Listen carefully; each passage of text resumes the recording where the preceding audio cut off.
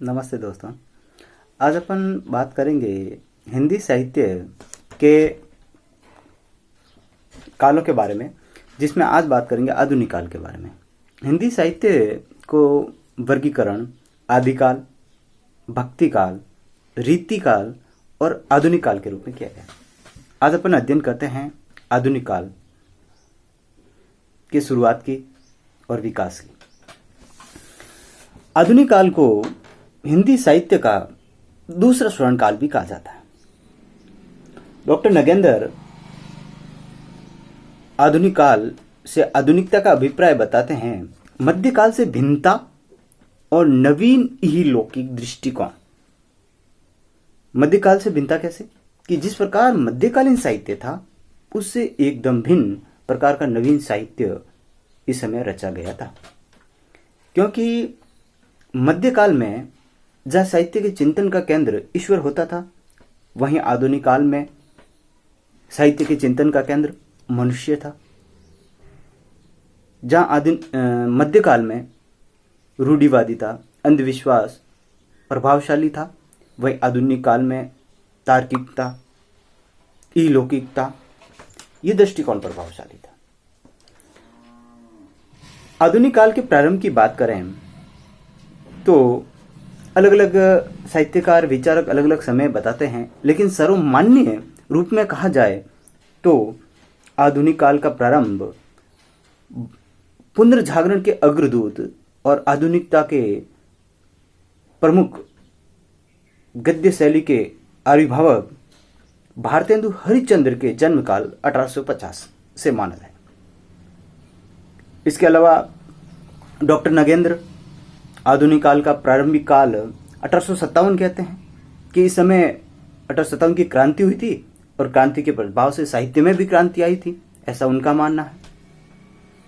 तो वहीं आचार्य रामचंद्र शुक्ल कहते हैं कि भारतेंदु जी की प्रथम पत्रिका कवि वचन सुधा 1868 में रची गई थी और इसमें नवीन साहित्य का आविर्भाव प्रथम रूप में हुआ और इसीलिए वो कहते हैं कि 1868 से हिंदी साहित्य के आधुनिक काल का प्रारंभ माना जाना चाहिए। लेकिन सर्वमान्य तथ्य भारतेंदु जी के जन्म 1850 से आधुनिक काल का प्रारंभ माना गया। आधुनिक काल के नामकरण के संबंध में भी साहित्यकारों ने अपने हिसाब से अपने विचारों के अनुरूप नामकरण किया है आधुनिक काल का। आचार्य रामचंद्र शुक्ल आधुनिक काल को गद्य काल नाम देते हैं। गद्य काल नाम दिया गया आधुनिक काल को आचार्य रामचंद्र शुक्ल द्वारा। वहीं मिश्र बंधु आधुनिक काल का नामकरण वर्तमान काल करते हैं। इसी के साथ जो नाम आधुनिक काल के नाम से प्रसिद्ध वर्तमान में हैं, वह नामकरण आचार्य हजारी प्रसाद द्विवेदी, रामकुमार वर्मा, नगेंद्र और गणपति चंद्र गुप्त, ये सारे साहित्यकार विचारक आधुनिक काल को आधुनिक काल के नाम से अभिहित करते हैं। आधुनिक काल का उपविभाजन क्या आधुनिक काल का भी वर्गीकरण कर दिया गया है अलग अलग समय के हिसाब से, विचारों के हिसाब से। आधुनिक काल का वर्गीकरण डॉक्टर नगेंद्र के अनुसार इस प्रकार है। सर्वप्रथम पुनर्जागरण काल, जिसे भारतेंदु युग की प्रसिद्धि के रूप में जाना जाता है, 1850 से 1900 ईस्वी तक। जागरण सुधार काल, द्विवेदी युग, द्विवेदी जी की महिमा और सरस्वती पत्रिका के रूप में हिंदी की नवीनता की और परिमार्जितता को दर्शाया जाता है, 1900 से 1920 के मध्य का काल। फिर छायावादी युग, 1920 से 1936। प्रगतिवादी काल, जिसे साम्यवादी युग भी कहा जाता है। प्रयोगवादी काल, जिसमें अज्ञेयजी और तारसप्तक 1943 से 1953 तक।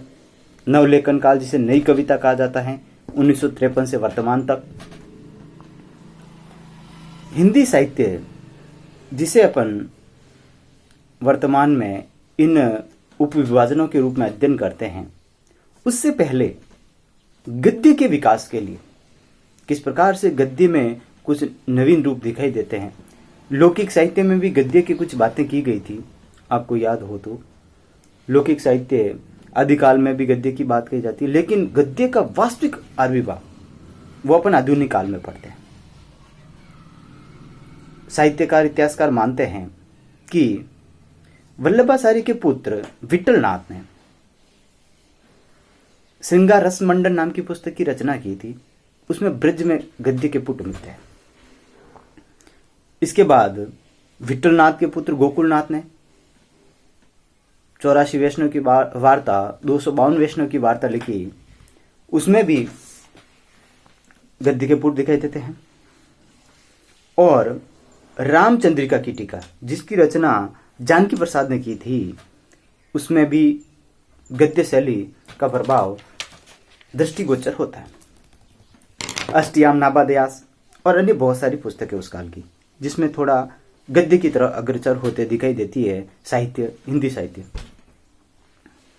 हिंदी साहित्य में आधुनिक काल में खड़ी बोली भाषा का प्रादुर्भाव हुआ।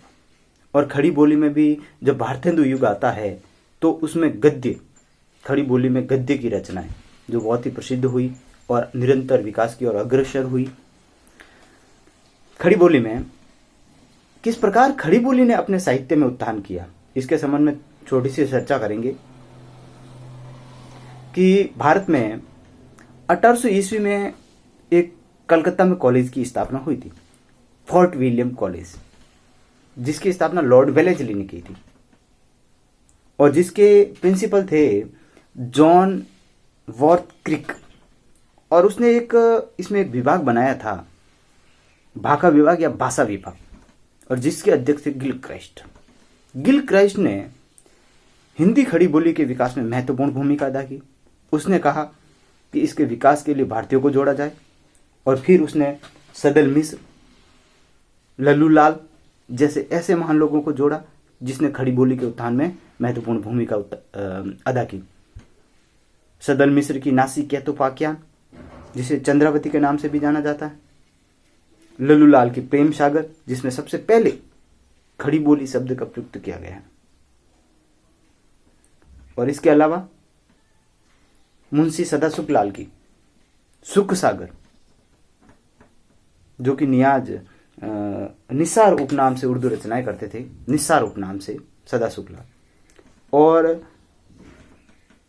इंसा अल्लाह खान की रानी केतकी की कहानी, जिसे उदयभान चरित के नाम से भी जाना जाता है, आदि रचनाएं उस समय फोर्ट विलियम कॉलेज के गिलक्राइस्ट के निर्देशन में सदल मिश्र, लल्लू लाल और बाहर से सदासुख लाल और